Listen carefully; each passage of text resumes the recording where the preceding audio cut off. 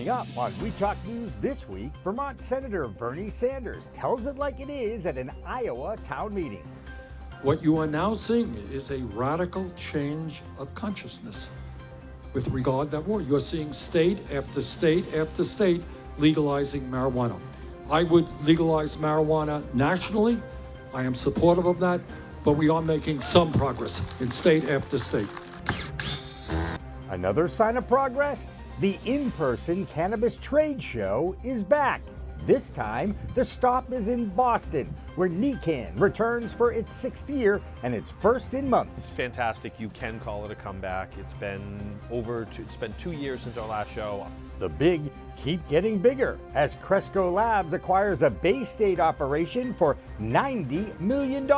And a cannabis VIP event brings together an NBA Hall of Famer and a local 21-year-old college student who first met Paul Pierce 11 years ago. All that on We Talk News next.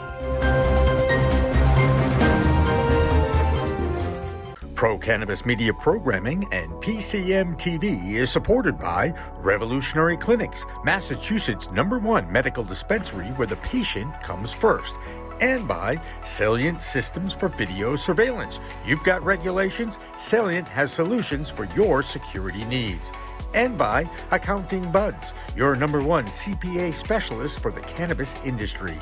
And by Artery Pay, easy, cheap, fun, and legal, just like cannabis should be. We are Pro Cannabis Media.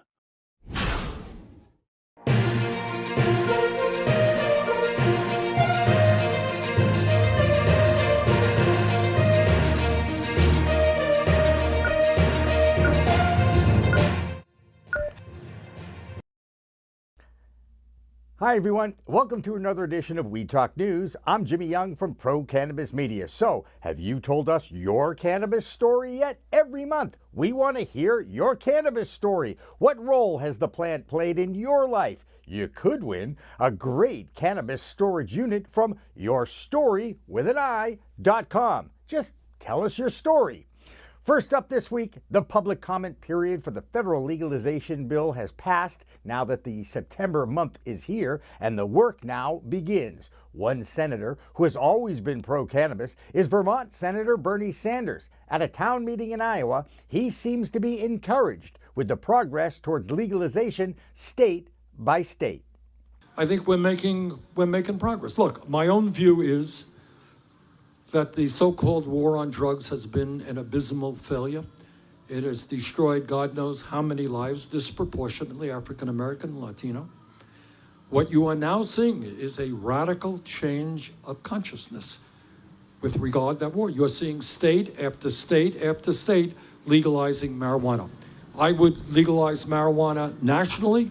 I am supportive of that, but we are making some progress in state after state.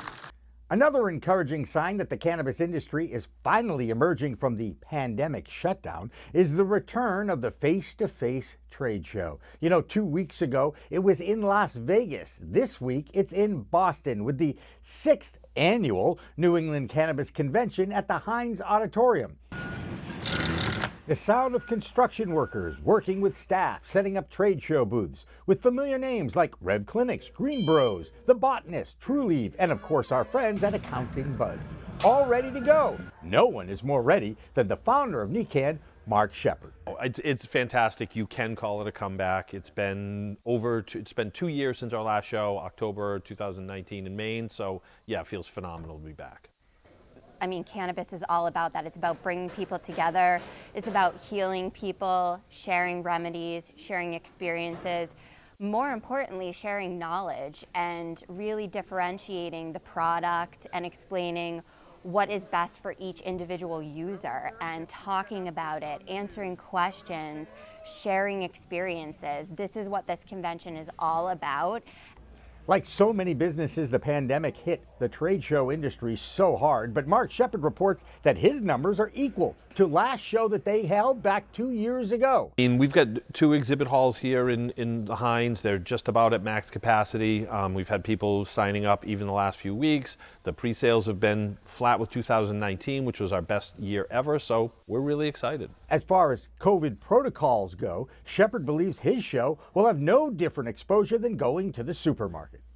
Well, if people don't know, there is a mask mandate in Boston, so everybody's taking great care to sort of mitigate circumstances as much as possible. We've got double sanitation set up. We're going to have touchless sanitation stations all over the place. Obviously, everybody's masked, and there's plenty wide aisles. There's going to be plenty of room. It's going to be no different than spending some time in the grocery store or CVS or anything else.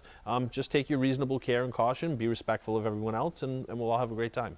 NECANN is open to the public Friday through Sunday in the Boston area. Yes, the public is invited. Go to NECANN.com to purchase tickets and for more information. That's not the only big story in the Bay State this week. There's been a major acquisition of one of the original dispensaries in the Bay State area, and it's been acquired by Cresco Labs. Here's Ron Marshalsea with the Massachusetts Cannabis Report.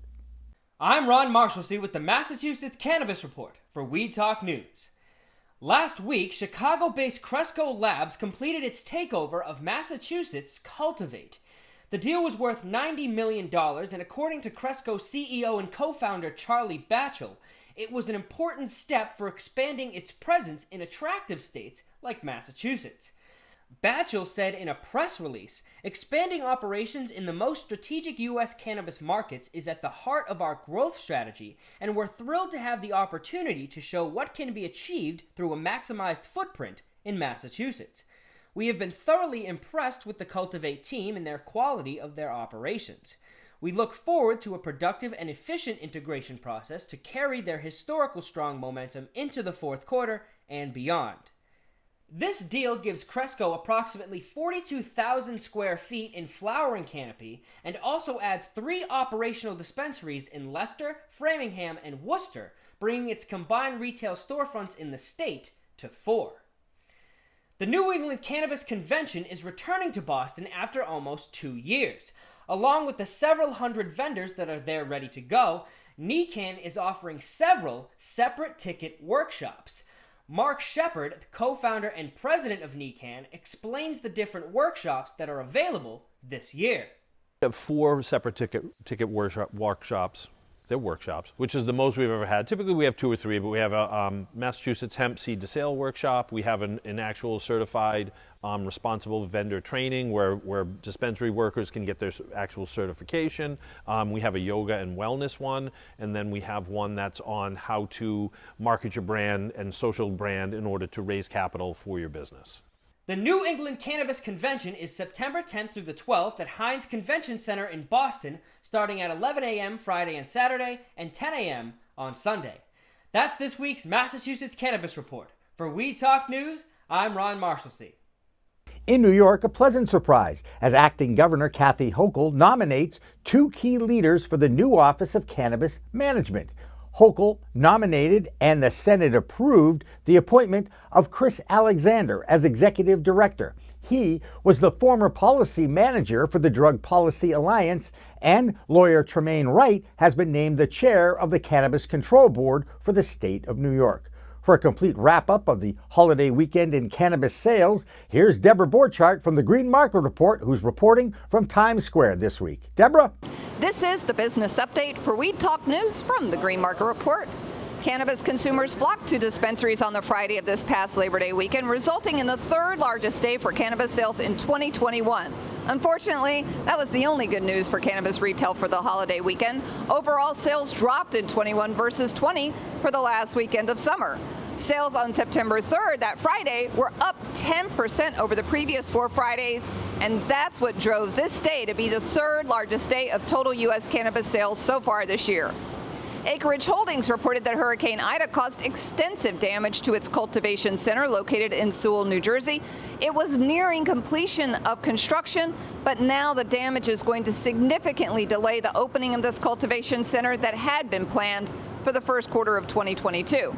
And finally, Halo Collective announced preliminary unaudited monthly net revenue in August 2021 of approximately $3.9 million. Halo said this was a 94% increase versus last year and was driven by continued organic growth and increased market penetration in California and Oregon, as well as contributions from its recent acquisition of Winberry Farms and the company's 3 Kush Bar retail cannabis stores located in Alberta, Canada. And that is your business update. I'm Debra Borchardt from the Green Market Report for Weed Talk News. In California, Governor Gavin Newsom signed into law a bill this week that will now allow researchers to start to study the cannabis grown in that state. Now, you might remember that up until a few months ago, only the weed grown at the University of Mississippi was legal to be researched. Now, the U.S. Drug Enforcement Agency will authorize other states' grown cannabis for research. That Golden State also released new regulations for the legal cannabis industry, now governed by a Department of Cannabis Control. Even though the new rules won't go into effect in California until the end of September, it does look like some restrictions have already been lifted regarding exchange of product samples, as well as new definitions for non-vertically integrated companies and their ability to brand merchandise from other licensees. Now let's go out to Michigan. For our report from the new executive director of NORML in that state, he's our own Michigan Cannacaster, Rick Thompson. Rick? Hello again. This is the Michigan Report with Rick Thompson on Weed Talk News. Let's begin. Senator Jeff Irwin from Ann Arbor has introduced a new bill. Michigan cannabis regulators would no longer be allowed to deny a person a medical cannabis business license based on their moral character and reputation, or prior marijuana convictions under a newly filed Senate bill. SB 619 would strike statutory language in the medical business licensing program, and it add lines clarifying that people with marijuana felony or misdemeanor convictions are not automatically disqualified from participating in the medical business program. When we drafted the recreational cannabis laws, we specifically removed these silly business requirements, but they're still in the medical marijuana business program, and that's where Irwin wants to strike down the language. And Monday was Labor Day, and Michigan celebrates that holiday with a walk across the Mackinac Bridge. The 5-mile-long bridge connects the upper and lower peninsulas of the USA's most watery state and is normally closed to pedestrian traffic. For the past 8 years or so, Michigan NORML and other groups have banded together and presented a cannabis community contingent in the throng of walkers. This year, NORML combined with the Michigan United Caregivers Association and offered T-shirts to all who attended. It's our tradition of giving back, and that includes free coffee, donuts, and water to anyone who visits our area at the Trailhead Welcome Center. It's also a tradition that the governor leads the walk across the bridge, and this year she did. The governor was walking south while a group of us was walking north. Gretchen Whitmer smiled and waved at the crowd. Cannabis advocate Susan Fisher was wearing skin-tight leggings with cannabis leaves on them. She shouted to the governor, "I voted for you." The governor shouted back, "I like your pants." 8 years ago, the governor was Republican Rick Snyder. He never would have made a comment like that. Now, the bridge walk may be a tradition unchanged, but the times, they are a-changing. And that's it for the Michigan Report with Rick Thompson on Weed Talk News. The summer months continue to be a boon for the state of Maine's cannabis market. August saw another sales record set in vacation land as Maine's 53 licensed adult use dispensaries sold over $10 million of weed in 1 month. That generated another $1 million in tax revenue for that state. A total of over $5 million in taxes has been generated since the cannabis adult use market opened in October of 2020. That grand total of weed sold in the state of Maine is now over $48.9 million. Another state that seems to set a record every month is in Illinois. That's where Margo Vesely has our report from that state. Margo? I'm Margo Vesely from Margowana with this week's Weed Talk News Report from Illinois. The scramble to Illinois dispensary licenses continues. Many await to hear from the state on their decision of the outcomes that will determine who are the true Illinois dispensary license holders. Even though Illinois has announced its winners of these licenses, many are sitting on the edge of their seat, awaiting to hear if they get to keep them or if there will be a redraw. Others believe that there will be just another additional add-on of licenses to be offered. Last week, Toy Hutchinson, Illinois' senior advisor to the governor of cannabis control, announced that they would create new licenses beyond the 185 to cure the clerical errors in license lotteries. It's really difficult for anyone to stay hopeful in this roller coaster situation, the big players being the most numb in handling these challenges. That's the Illinois Report. I'm Margo Vesely for Weed Talk News. Two stories about research on the cannabis front. One is getting a lot of play on major U.S. news networks like Fox and CNN and NBC. It's an uncontrolled study from Canada on the impact cannabis smoking can have on your heart. These researchers looked at data collected voluntarily from 33,000 Canadian adults. Of those adults, 17% used cannabis monthly, and 1.3% of those users had a heart attack, while only 0.8% of non-cannabis users in that same group reported the same issue. Now, this comes just weeks after another study claimed that occasional use through smoking flower had little or no harm on your health. Interestingly enough, that study was not reported on or is highlighted as much as this one. We'll be talking about the differences in reporting on cannabis research through the media this week on Friday's Green Rush Live. The other research study released this week looked at data compiled from 1975 to 2020 about cannabis and other drug use and alcohol consumption on college campuses. Guess what the biggest conclusion was? That cannabis use has increased over the past 5 years, especially in legal states, and alcohol use has declined. Now, that study also concluded that the pandemic drastically changed the way young people interact with each other. It seems social distancing is a great way to limit the way young people interact. You think so? Now it's time for our Vermont Report with our green nurse, Jessilyn Dolan. Jessilyn? Thanks, Jimmy. I'm Jessilyn Dolan from Nurse Grown Organics and Vermont Cannabis Nurses, and this is the Weed Talk News Vermont Report. The Magic Man CBD Company's fundraiser for Abenaki Sustainability canceled their September 12th food and education drive for the Global Indigenous Fund. In coordination with the Pennywise Foundation, the Global Indigenous Fund was created to help combat environmental and socioeconomic threats to tribal nations and Indigenous communities globally.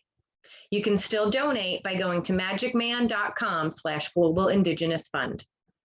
The Vermont Cannabis Nurses Association has put out a community call requesting naked cannabis farming pictures for a 2022 calendar project, with proceeds to benefit Vermont patients. So whether you puff in the buff or want to show off the buds and bods, send pics to Kathy at nursegrown.com to get your pics and kicks in the calendar. Chef Bobby of Hot and Heady had a rush hashana with all-you-can-eat infused dinner and family recipes going back generations. With homemade challah, mom's duck fat matzo ball soup, potato paprikash, and prime brisket, attendees were full and flying high. The Cannabis Control Board subcommittees met for the first time this past week. The subcommittee meetings will only be open to the public in person, and unlike all previous meetings, will not be live streamed. So activists take note and show up to the Capitol masked and ready to represent. That's the Vermont Report for Weed Talk News. I'm Vermont's cannabis nurse, Jessilyn Dolan. It looks like the state of Maryland will be adding adult use of cannabis to the ballot questions in 2022. And now, of course, the most important thing is to make sure that the question is clear for all voters. For the rest of what's going on in and around our nation's capital, here's our DC report with Vote Pro podcast, Phil Adams. Phil? With the Weed Talk News, DC report. A leading federal regulator is calling for swifter action to protect financial institutions serving the legal cannabis industry. Rodney Hood, a board member and former chairman of the National Credit Union Administration, criticized Congress for not acting quickly enough to legalize cannabis at the federal level, which he considers inevitable. Hood called for the formation of an interagency work group to speed up the process of closing this federal policy gap. Appointed by President Trump in 2019 to head the NCUA, Hood slammed congressional inaction as an abdication of legislative responsibility that he calls, quote, simply ludicrous.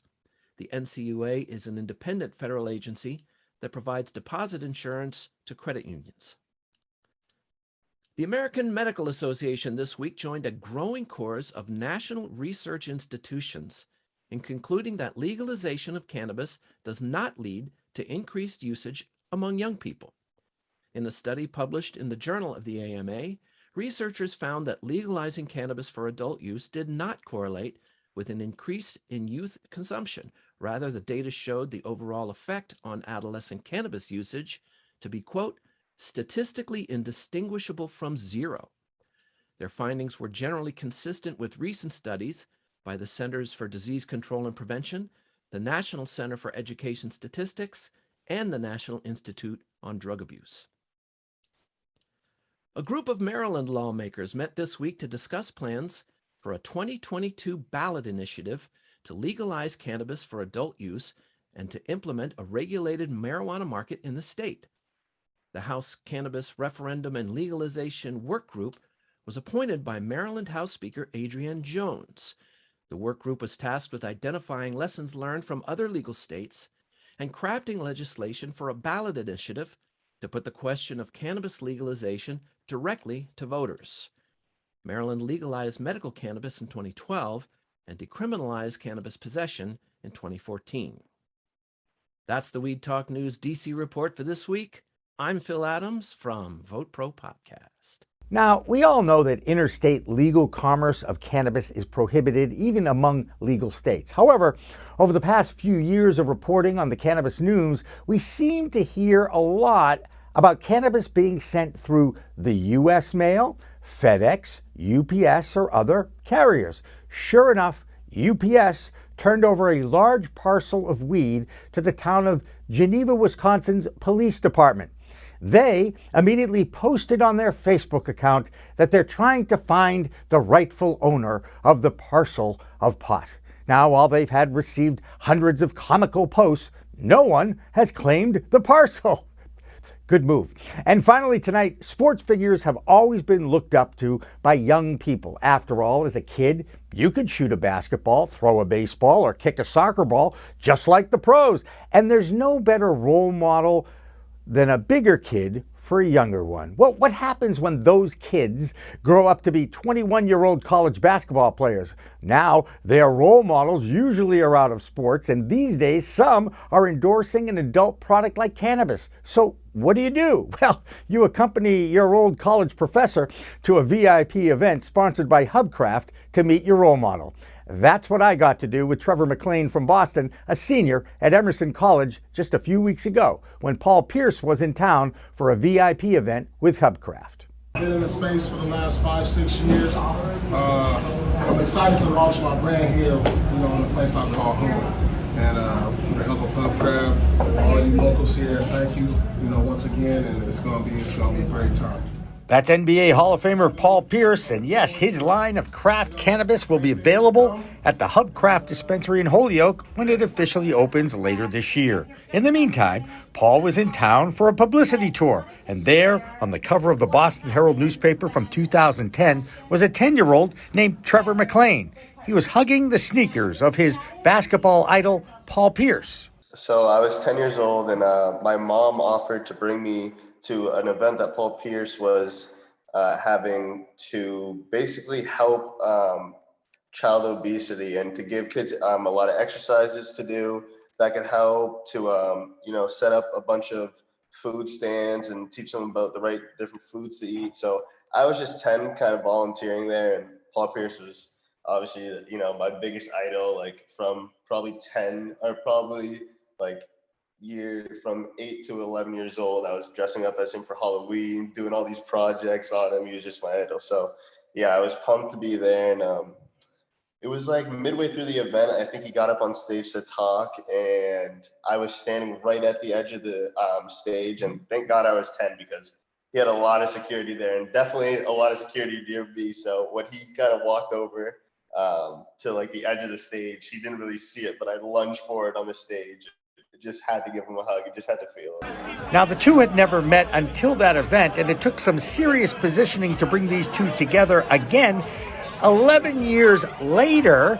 Now that Trevor is 21, he got a chance to meet Paul face-to-face in Boston at the underground back room at Yvonne's, the site of the old Lockover restaurant. That was a fun day, though. That was a fun day. I love it. Yeah, I did. I mean, he was super surprised, and I was pumped that he kind of went about it like that and reacted like that, because I don't know. I mean, you are right. I am 21, and it could be a picture, but he was super cool about it, and I think it was actually like a fun moment for the both of us, because he reacted even back then. He was super nice about it, and it made him have a good chuckle. So, yeah. That's why we say it's a whole new world of weed out there. That's Weed Talk News for this week. I'm Jimmy Young from Pro Cannabis Media. Please remember to like, share, and subscribe all of the PCM produced programming. Thanks for watching. Thanks for listening. Weed Talk and In the Weeds are two productions of Pro Cannabis Media, supported by Revolutionary Clinics, one of the top medical cannabis dispensaries in the Massachusetts area, now with 3 locations in Greater Boston, 2 in Cambridge and 1 on Broadway in Somerville. Rev Clinics has a patient-first mission. They will customize your needs as a medical patient with the proper titration and combination of strains, flavors, and products. Rev Clinics, where the patient comes first.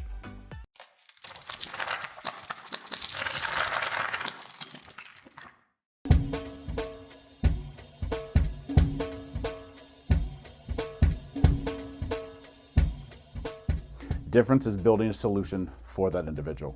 Not just a custom, here's a box, here's a video, here's how you make your VMS. We custom design and custom build every situation for exactly what the customer needs. And we keep the costs low. We have multiple tiers, as far as what you're looking at on the cost side of things. If you want a one-time, where you just pay one initial cost, we have that. If you want to maintain your system and have the highest protection and highest capabilities and highest upgrades at all times, we have different plans for you. But we scale it so it's scalable and affordable 100%.